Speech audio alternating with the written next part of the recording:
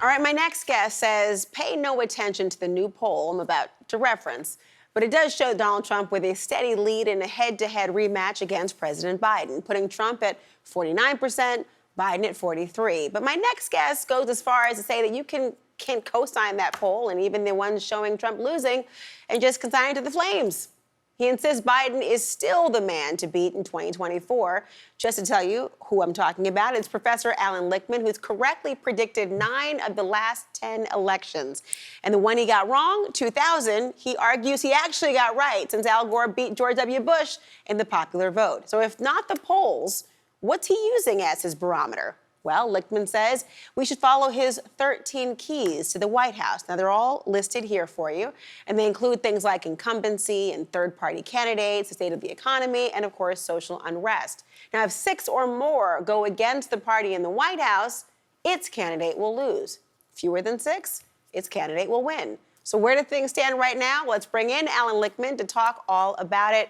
Thank you so much for being here. Listen, you have not made your official prediction yet. I see the keys. But why do you think that Biden is in the driver's seat now when all these polls seem to say he should be worried?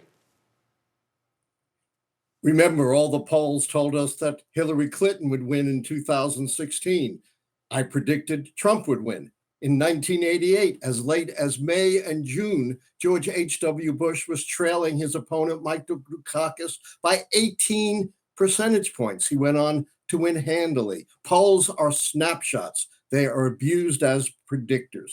The keys are different because they tap into the structure of how elections really work, which is that they are votes up or down on the strength and performance of the White House party.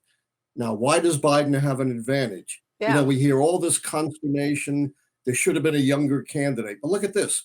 Biden wins the incumbency key, which you saw in your chart.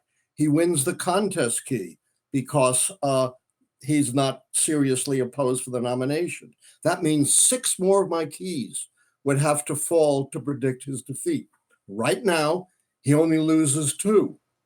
Party mandate based on House elections in 2022 and incumbent charisma because he's no Franklin Roosevelt. So 4 more keys would have to fall. And there are 4 shaky keys that I haven't called yet. And this is what your viewers should keep your eye on. Forget the pundits, forget the polls. Third party. Will RFK Jr. emerge as we get closer as a truly significant third party candidate? Social unrest, which we, now see emerging at campuses. Will that be sustained? We don't know.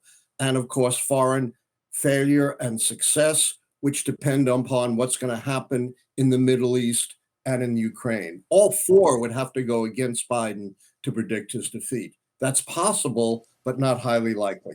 So what about the timeline for all this to happen? Because obviously, as you mentioned, some aspects of it, it's a up and down depending on the day. The length of these perhaps shakiness of the keys might not endure, but they could go longer. Is there a particular cutoff on when these keys have to be in hand? There's no exact cutoff. Sometimes the keys fall into place very early.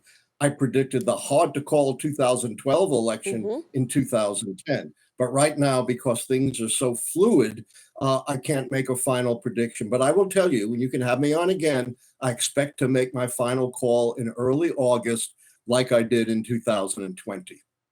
Oh, come on, give me a hint right now. Tell me everything. Pretend it's just you and me, Alan. Don't you have a whole bunch of viewers also listening here? Well, if you're going to be technical about it, yes. But I will tell you, as I said, I'll reiterate, if it wasn't Biden running, Democrats would have lost the incumbency key and the contest key and would be in a terrible position. But with Biden winning those 2 keys and only being down 4, only being down 2, the 4 shaky keys that I pointed out all would have to fall against him. So unlike the polls and the pundits, I've told your viewers exactly what they should look for over the next several months. That's as far as I can go right now. All right. Well, I appreciate that. Just next time we'll whisper. I think it'd be great. Just you and I. Forget all the many viewers that are watching right now. I'll see you back in August. And I'll give you the true inside scoop, but it's no different from what I've told the world. Oh, good. Well, I will buy the lunch, but you only get water. Thanks, Alan Lichtman. Nice to see you. Thanks so much. Anytime, Laura. It's always a See you in pleasure. August. Okay.